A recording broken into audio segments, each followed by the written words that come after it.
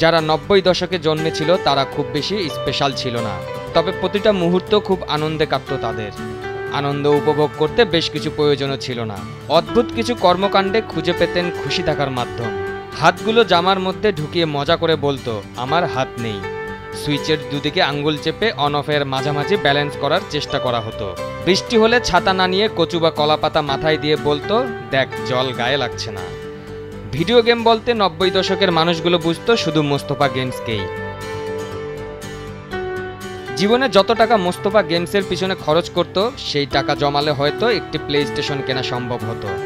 নেশার মতো খেলতে থাকা এই গেমসকে কি অদ্ভুত কারণে বাবা মায়েরা বিশাল এক অপরাধ মনে করতেন, আর এ কারণেই সেই গেমসের প্রতি 90 দশকের ছেলেরা আরও বেশি আসক্ত হতো।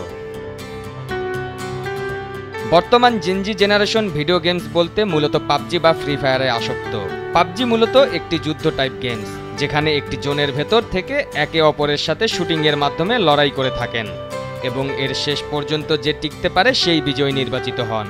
পাবজি গেমের স্পেশালিটি হচ্ছে এটি বাস্তবের সাথে অনেকটাই মিল। খেলোয়াড়েরা সরাসরি যুদ্ধের একটি অনুভূতি পান, আর এ কারণেই এটি এত পপুলার। বাংলাদেশে পাবজি গেম নিয়ে অনেক বিতর্কের সৃষ্টি হয়। এই গেমস নিয়ে অনেক হতাহতের ঘটনাও ঘটেছে।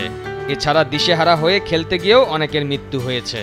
ফলে 2021 সালের 25 আগস্ট টেলিযোগাযোগ নিয়ন্ত্রক সংস্থা জনপ্রিয় অনলাইন ভিত্তিক এই পাবজি ও ফ্রি ফায়ারকে ক্ষতিকারক উল্লেখ করে দেশে এটি বন্ধের নির্দেশনা দেয়। 90 দশকে ভিডিও গেমসের জন্য এমন দৃষ্টান্ত ঘটতে দেখা যায়নি বা শোনা যায়নি। বর্তমানে শিশুদের বিনোদনের জায়গা ইন্টারনেট নির্ভর। বাস্তব জীবনে তাদের বিনোদনের সেরকম রুটিন নেই। তাদের রুটিন মূলত বাসা, স্কুল, কলেজ, কোচিং, ফেসবুক ও চ্যাটিং। শপিং জিনিসটা 90 দশকে দরকারি কাজ ছিল, আজকাল শপিংটাই নাকি বিনোদন হয়ে গেছে।